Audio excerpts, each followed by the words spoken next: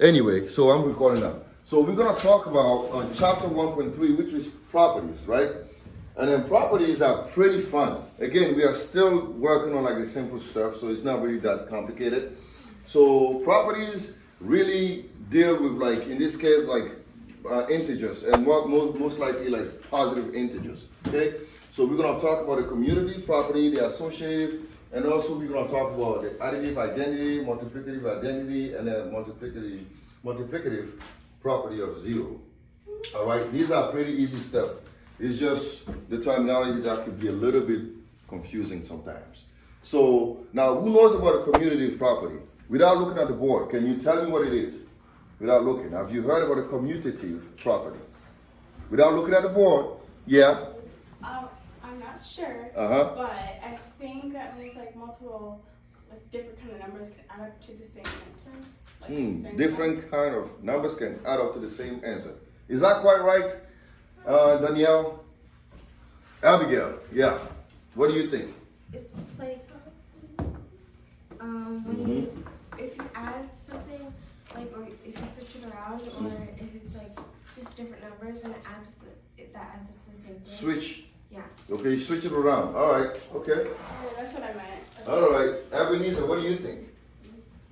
The commutative property. Without looking at the board and the answers, what does he mean? The commutative property.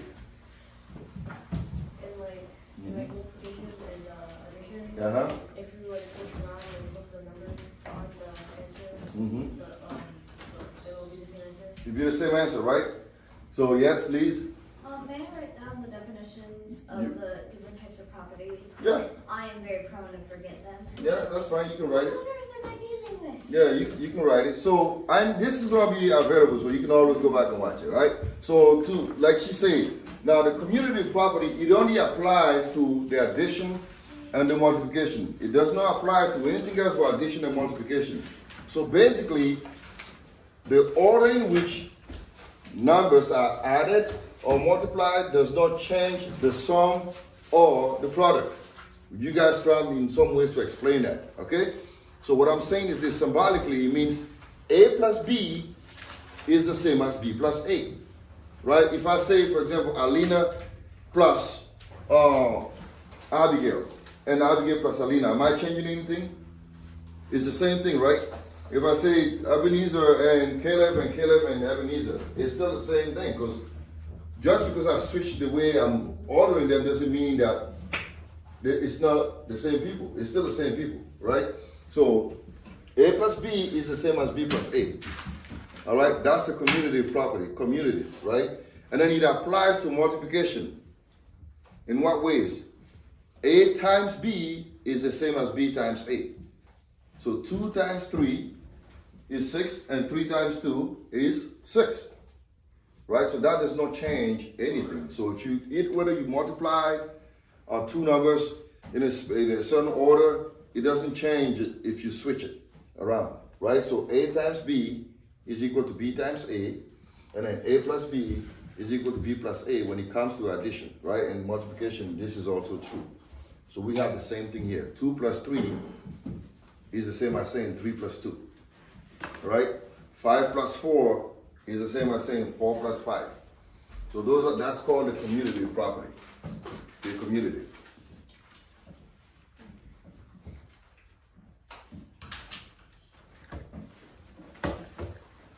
And then the next one that we're going to discuss is called the associative, right? The associative property. So the associative is also an interesting one, because by definition it means that the order in which numbers are grouped when added or multiplied does not change the sum or the product, right? So if I have a sequence of 3 numbers, right, and I put A plus B plus C in parentheses, I'm gonna get the same thing if I go A plus B in parentheses plus C.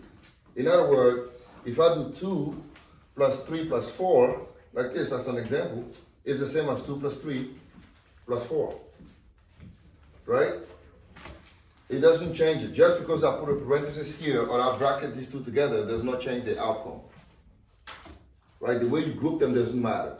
Right? Because you're gonna get the same result. So again, the associative law works not only for the addition, but it also works for the multiplication.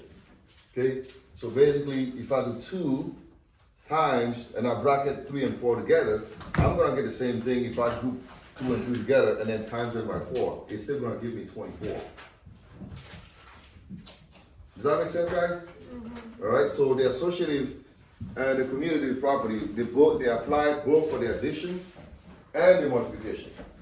Okay. So they apply for those two.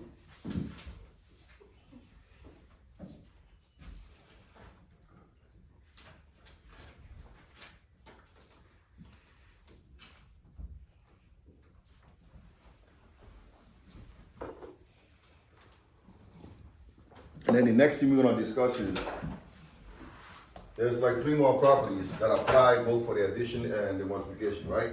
So the additive identity, or if you want to shorten it, AI. What does AI also stand for? Who knows? Artificial intelligence. Artificial intelligence, right? AI. So, but in this chapter, AI stands for what? Additive identity. Right? And what does it mean? How would you define this? Let's see. Kinsley, you haven't talked this morning yet. So how would you define the additive identity based on this symbolically here? How would you word it to somebody? How would you like define this? Let's say you were working with a brother, like your younger brother, if you have one, right? And he goes, I don't understand it. AI, this additive identity, how would you define this? If he sees this, he goes, what is this? So how would you word that to him? I don't know. So think about some things, all right? What about you, Alina? What do you think? How would you define that in words? Still the same if you switch it.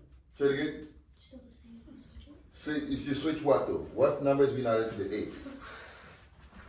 What number is being added to the 8? What's that? 0, right? 0. Does that look like anything else? You thought it was O? Yeah? So how would you word that to somebody? Maybe that if you add any number to 0, it doesn't add anything. Like say I have 3 fingers, and then I add 0 fingers, I still have 3 fingers. That's exactly right. Yes? This is a little bit off topic, but do the weekends count as days missing? No. So it's only days in school that it counts as Right. missing? Technically. So anyway, so the additive identity is this. If you add 0 to any number, you get the same number. Right? It doesn't change it. If I have $20 and I have nothing to my $20, how much do I have? Ebenezer. $20, right? So if you add 0 to some number, it doesn't change it. It's still the same number. So that's what it means, right? Now, the multiplicative identity is MI, right? In this case, if you multiply any number by 1, what do you get? Any number by 1, yes? You get the number that you multiplied by 1. By 1, the same thing, right? 8 times 1 is equal to 1 times 8 is equal to 8, right? 3 times 1 is 3. 1 times 3 is 3. If you take any number, you times it by 1, you're going to get the same thing. So that's called the multiplicative identity. Okay? And then the last one is MPZ. It's called the multiplicative property of 0, which means if you times any number by 0, you're always going to get 0. So that's pretty much what this is. Okay? So now, the next thing we're going to do is we're going to talk about division here, and I want to ask you guys a question. Let's see if this works. So, can I erase this? No. No? No. All right. Can I erase this? Yes. No. No. No. You can erase that one. The Can first I one. erase the first one? Yes. All right. All right. Now notice that all these rules only apply for what? That we just mentioned. What kind of operation? Ebenezer. All these rules that we just mentioned, they apply only for what? Multiplication And division. addition. Right? They apply for addition and multiplication. So notice that I didn't include division and I did not include subtraction. Right? Is 3 minus 2 the same as 2 minus 3? No. No, so the subtraction cannot be commutative. You can't do that, right? But now, let's do this here. We are discussing again whole numbers. Is division of whole numbers associative?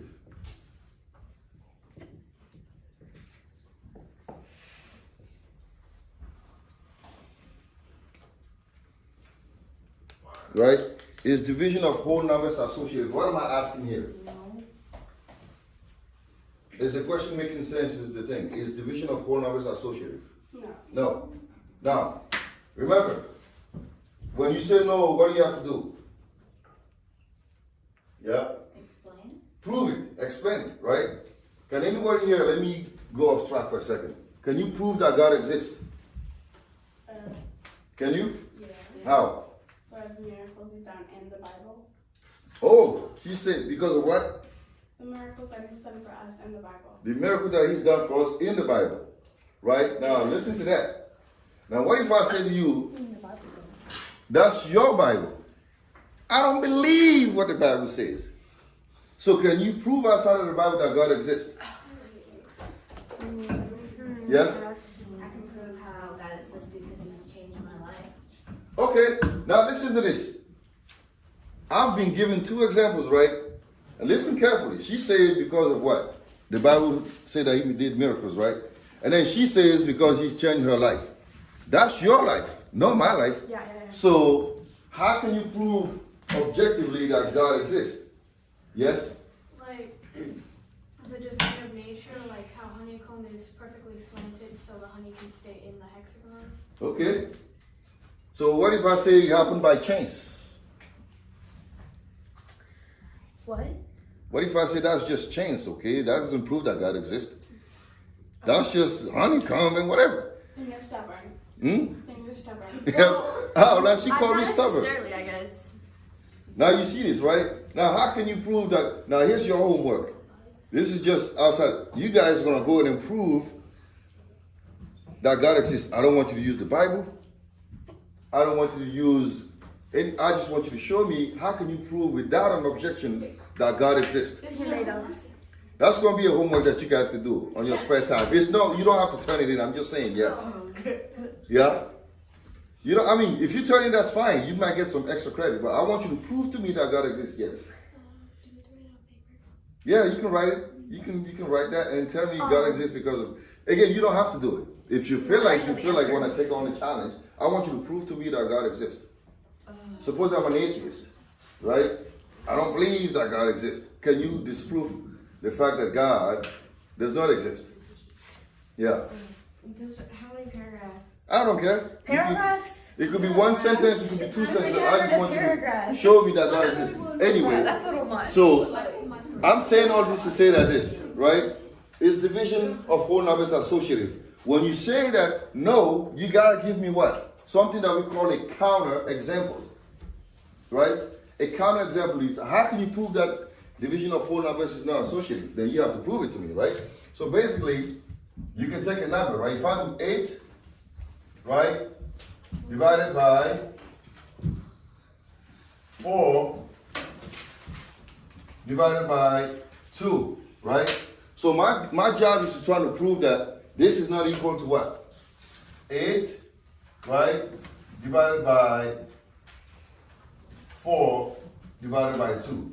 Because this is the associative law. If this was to be true, these two will be what? The same, right? But now I'm going to try to prove that because these and these are not the same, therefore division cannot be associative. Because if it's true for one thing, it has to be true for everything, right? And if it's false for one thing, that means it does not hold.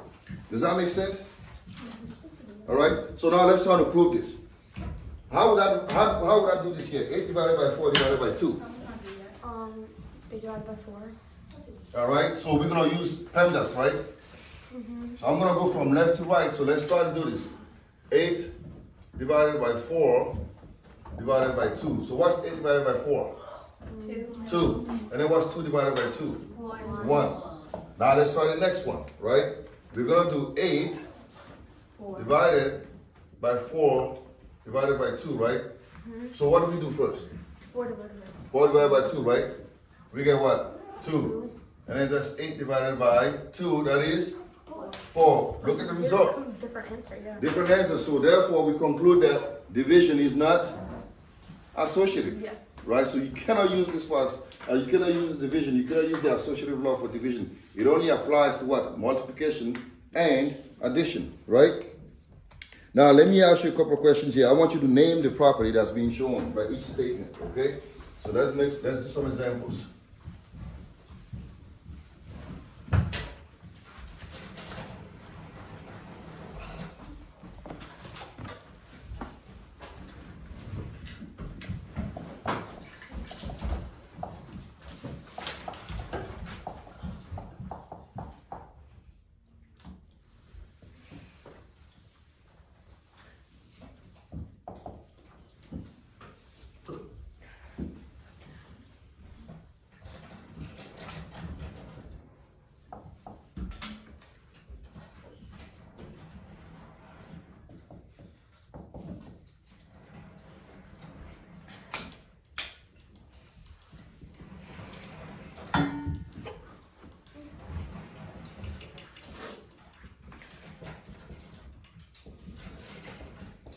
So your job is to identify the property that is being used here, okay? So let's try and do this together. See if you guys remember. See, if you took notes, then you should be able to know. Now you can use like initials if you don't want to write the entire thing.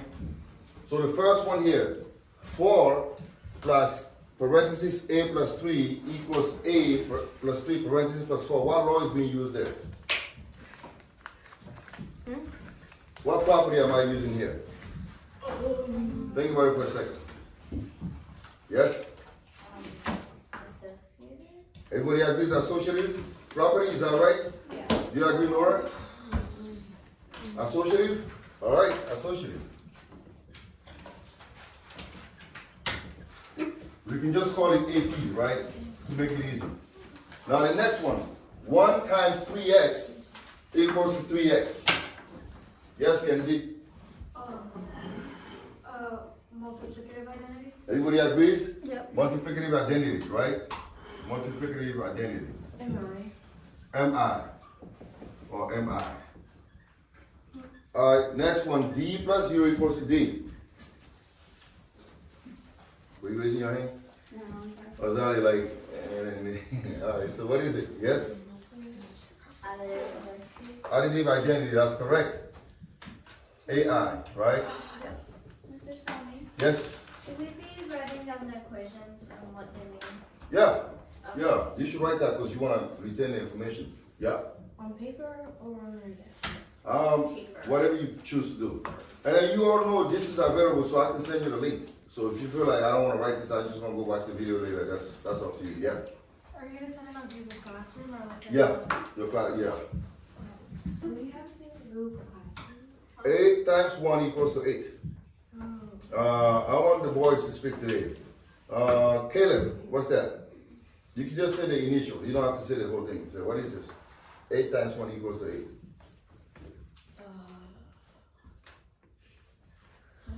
MI. Thank you. MI. There you go. Good job. And then last one. 5 times 7 times 2 equals 7 times 2 times 5.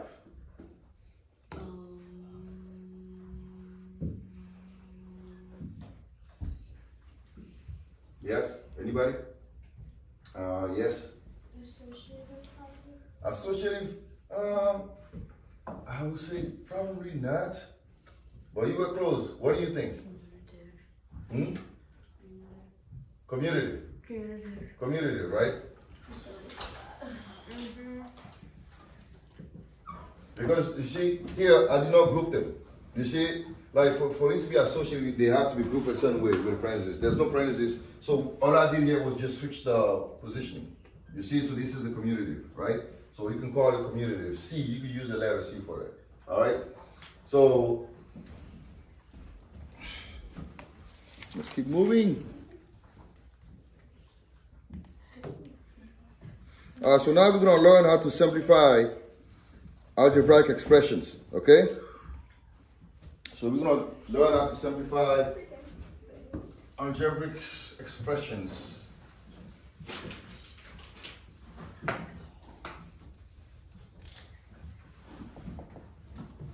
Simplify.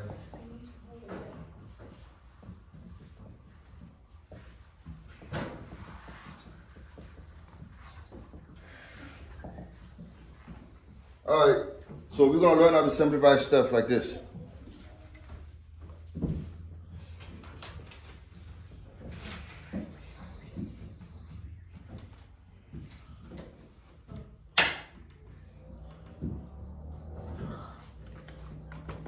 I want you all to try it on your own first.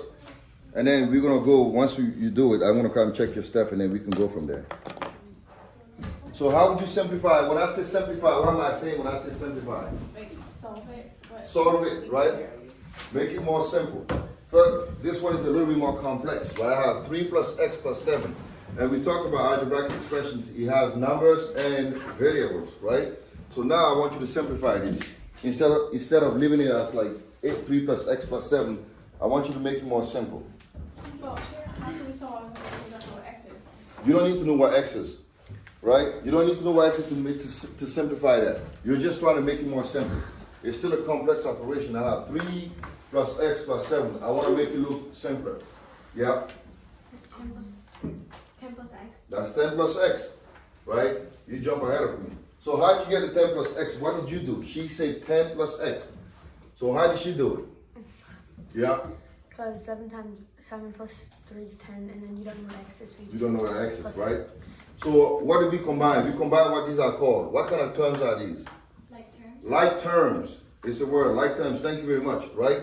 So basically we are using our law, we are rearranging it. So this is 3 plus 7 plus x. So these are called like terms, right? These two here are like terms, right? Like terms because they look the same, right? Like terms. So 3 plus 7, that is 10 plus x. Now can I combine 10 and x? No, I can't because they're not like terms. It's just x.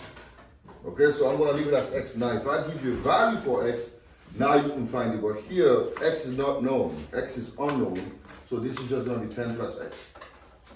Does that make sense? Okay, so how would you do the next one? 8 times x times 5, yes? I've already solved it. What do you have? So at first I did 8 times 5, which Okay. is 40. Okay. So then my answer would be 40 times x. 40 times x, right? Because again, these are like terms, right? So 40x. 40x, okay? 40x. Or 40 times x.